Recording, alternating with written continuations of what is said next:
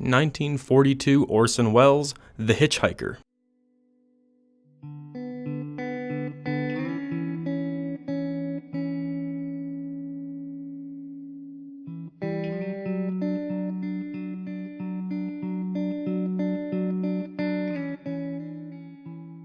I'm in an auto camp on Route 66 just west of Gallup, New Mexico.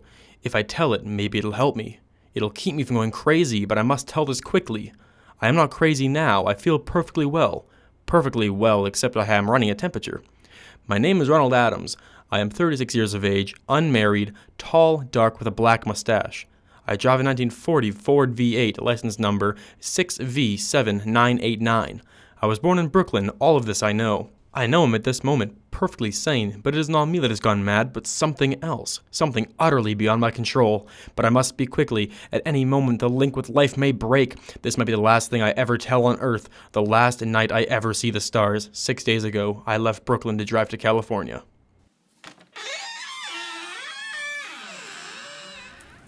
Goodbye, son. Good luck to you, my boy. Goodbye, mother. Here, give me a kiss and then I'll go. I'll come out with you to the car. It's raining. Stay at the door. Hey, what's this? Tears? Oh, it's just a trip, Ronald. I wish you weren't driving. Oh, mother, there you go again. People do it every day. I know, but you'll be careful, won't you? Promise me you'll be extra careful. Don't fall asleep or drive fast or pick up any strangers on the road. Strangers? Don't you worry. There isn't anything that's going to happen. It's just 80 days of perfectly simple driving on smooth, decent, civilized roads with a hot dog or hamburger stand at every 10 miles.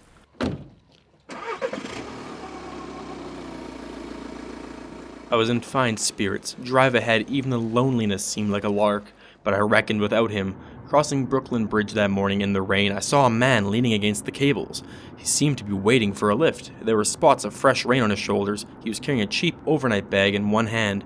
He was thin, nondescript, with a cap pulled down over his eyes. He stepped off the walk, and if I hadn't swerved, I would have hit him. I almost did hit him. Now I would have forgotten him completely, except for just an hour later, while crossing the Pulaski Skyway over the Jersey Flats, I saw him again. At least he looked like the same person. He was standing now with one thumb pointing west. I couldn't figure out how he'd gotten there, but I thought maybe if one of those fast trucks had picked him up, beaten me to the Skyway, and then let him off. I didn't stop for him. Then, late that night, I saw him again. It was on the New Pennsylvania Turnpike between Harrisburg and Pittsburgh. It's 265 miles long and a very high speed limit. I was just slowing down for one of the tunnels when I saw him standing under an arc light by the side of the road. I could see him quite distinctly. The bag, the cap, even the spots of fresh rain splattered on his shoulders. He hailed at me this time. Hello? Hello? I stepped on the gas like a shot. It's lonely country through the Alleghenies, and I had no intention of stopping. Besides, the coincidence, or whatever it was, gave me the willies. I stopped at the next gas station. Yes, sir? Fill her up, will you? Check your oil? No, thanks. Last night, ain't it? Yes. It hasn't been raining here lately, has it? Not a drop of rain all week. Oh no? I suppose that hasn't done your business any harm. Nah, people drive through here all kinds of weather. Mostly businesses, though. Ain't many pleasure cars out here on the turnpike this season of the year. I guess not. What about hitchhikers? Hitchhikers here? Why? What's the matter? Don't you ever see any? Guy'd be a fool to start out to hitchhike on this road. Look at it. You mean you never see anybody? Nah, maybe they get a lift before the turnpike starts. I mean, you know, just before the toll house. But then it's a mighty long ride. Most cars wouldn't pick up a guy for that long a ride. This is a pretty lonesome country here. Mountains and woods. You ain't seen nobody like that, have you? Oh, no. It's just a technical question. Oh, I see. Well, that'll be $1.49 with the tax. The thing gradually passed from my mind as a coincidence. I had a good night's sleep in Pittsburgh. I didn't think about the man all next day until just outside Zandsburg, Ohio. I saw him again. It was a bright, sunshiny afternoon. A peaceful Ohio fields, brown with the autumn stubble, lay dreaming in the golden light. I was driving slowly, letting it in, when the road suddenly ended in a detour. In front of the barrier he was standing. Let me explain about the appearance before I go on. I repeat, there was nothing sinister about him. He was as drab as a mud fence, nor was his attitude menacing. He stood there, waiting, almost drooping a little, the cheap overnight bag in his hand. He looked as though he'd been waiting there for hours, and he hailed me. He started to walk forwards. Hello? I'd stopped the car, of course, for a detour. For a few minutes, I couldn't seem to find any new road. I realized that he must be thinking that I'd stop for him. Going to California? No, not just now. I'm sorry. Hello? No, not today. I'm going to New York. Sorry. After I got the car back on the road, I felt like a fool, yet the thought of picking him up, of having him sit beside me was somehow unbearable. Yet at the same time, I felt, more than ever, unspeakably alone. Hour after hour went by, the fields, the towns ticked off one by one, the lights changed.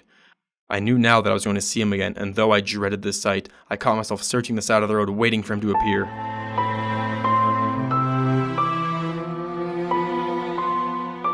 Yep, what is it?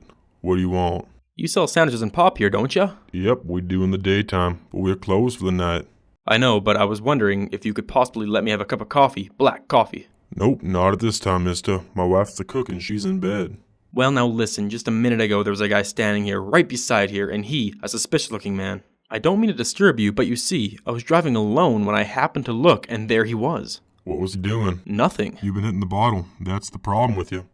You got nothing better to do than wake decent folks out of their hard-earned sleep. Now get going. Get on. It looked as though he was going to rob you. I ain't got nothing in this den to lose. Now get on your way before I call out Sheriff Pokes. I got into the car again and drove on slowly. I was beginning to hate the car. If I could have found a place to rest a little, but I was in the Ozark Mountains in Missouri now. A few resort places were closed, but I had seen him at the roadside stand, and I knew I'd see him again, maybe the next turn of the road. And I knew when I saw him next, I'd run him down, but I didn't see him again until late afternoon. I'd stopped the car at a sleepy little junction just across the border into Oklahoma to let a train pass by when he appeared across the tracks. He was leaning against a telephone pole. It was a perfectly airless, dry day. The red clay of Oklahoma was baked under the southwestern sun, yet there were still spots of fresh rain on his shoulders. I couldn't stand that. Without thinking blindly, I started the car right across the tracks. He didn't even look up at me. He was staring at the ground. I stepped on the gas hard, veering the wheel sharply towards him. I could hear the train in the distance now, but I didn't care. Then something went wrong with my car. It stalled right on the tracks. The train was coming closer. I could hear its bell, its cry, its whistling crying. Still, he stood there. Now I knew that he was beckoning me to my death.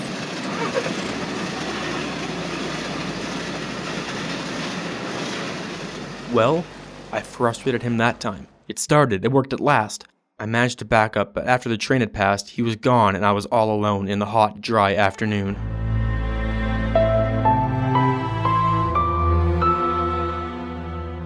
After that, I knew I had to do something. I didn't know who this man was or what he wanted of me. I only knew that from now on I mustn't let myself be alone on the road for 1 minute. Hello there, hello. Like a ride? What do you think? How far are you going? Texas? Amarillo. I take you to Amarillo. Gee. Hop in. Mind if I take my shoes? My dogs are killing me. No, go right ahead. Oh gee, what a break this is. Swell car and a decent guy, driving all the way to Amarillo. All I've been getting so far is trucks. Hitchhike much? Sure, only it's tough sometimes in these great open spaces to get the brakes.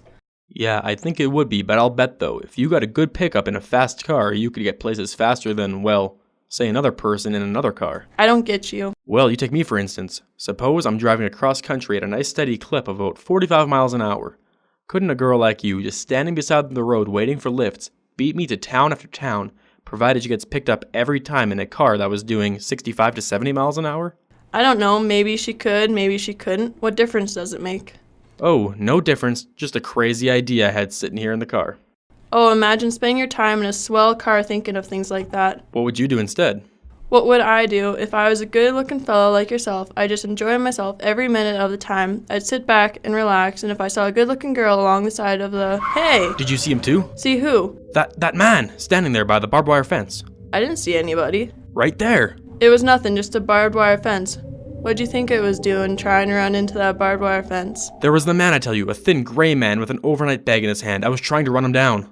Run him down? You mean kill him? I'm trying to get rid of him, or at least prove he's real, but you say you didn't see him back there? You sure? I didn't see a soul, and as far as that's concerned... Well, watch for him. Watch for him the next time and keep watching. Keep your eyes peeled on the road. He'll turn up again, maybe any minute now. There, right there! No, how's this door work? I'm getting out of here. Did you see him that time? Did you see him?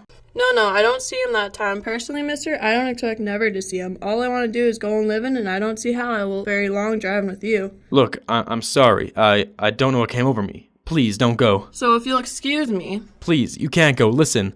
How'd you like to go to California? I'll drive you all the way to California. Seeing pink elephants all the way? No thanks. Listen, please, just 1 minute. You know what I think, big boy? Not a girlfriend, just a good dose of sleep. There, I got it now. No, you can't go. Leave your hands off me, do you hear? I leave your hands off me. Come back here, please. Come back. She ran from me as if I was a monster. A few minutes later, I saw a passing truck pick her up, and I knew then that I was utterly alone. I was in the heart of the great Texas prairies. There wasn't a car on the road after that truck went by. Tried to figure out what to do. How could I get a hold of myself?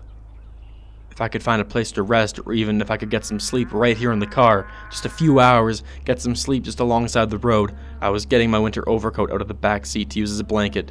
Just as a blanket. Hello? When I saw him coming towards me. Hello? Coming towards me, emerging from the herd of moving steer. I didn't wait for him to come any closer. Maybe I should have spoke to him then, fought it out then and there, and now he began to be everywhere.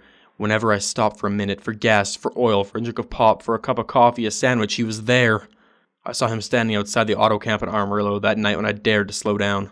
He was standing near the drinking fountain at a little camping spot just outside the border of New Mexico. He was waiting for me outside the Navajo reservation where I stopped to check my tires. I saw him in Albuquerque where I bought 10 gallons of gas. I was afraid now, afraid to stop. I began to drive faster and faster. I was in lunar landscape now, the great arid Mesa country of New Mexico. I drove through it with the indifference of a fly crawling over the face of the moon. And now he didn't even wait for me to stop, unless I drove at 85 miles an hour over those endless roads. He waited for me at every other mile. I could see its figure, shadowless, flitting before me, still in its same attitude over the still and lifeless ground, flitting over dried-up rivers, over broken stones cast by old glacier upheavals, flitting in the pure and cloudless air. I was beside myself when I finally reached Gallup, New Mexico, this morning. There's an auto camp here. It's cold, almost deserted this time of year. I went inside and asked if there was a telephone. I had this feeling that I could speak to someone familiar, somebody that I loved. I could pull myself together. Number, please.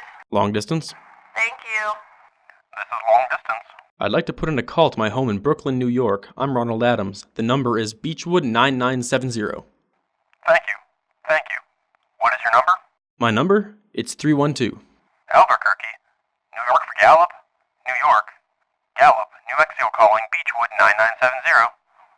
I'd read somewhere that love could banish demons. It was the middle of the morning. I knew Mother'd be home. I pictured her tall white hair in her crisp house dress, going about her morning tasks. It'd be enough, I thought, just to hear the calmness in her voice. Will you please deposit $3.85 for the first 3 minutes? When you have deposited $1.50, will you wait until I have collected the money?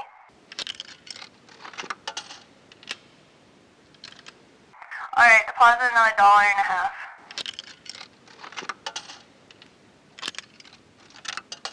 Will you please deposit the remaining 85 cents?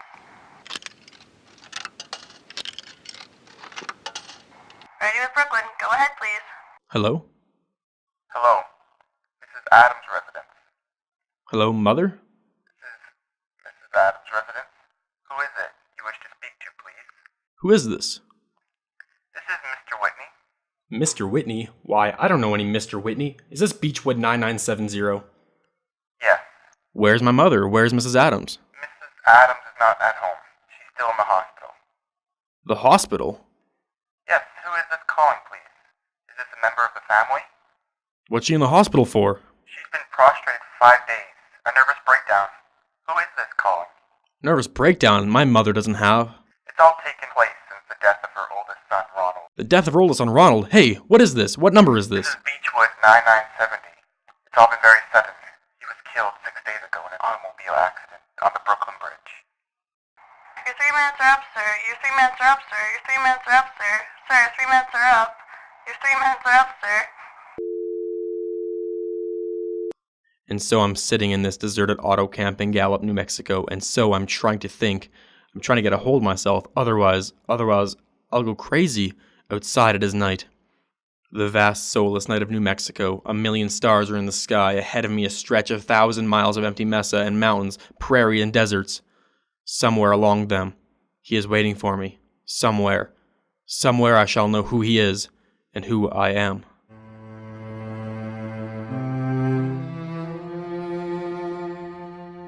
This has been a recording of The Hitchhiker by Orson Welles, recorded by Jordan Osterhold, Taylor Scott, Rochelle Kaiser, Jaden Stoll, and Brandon Fisher. Hope you enjoyed. Thank you.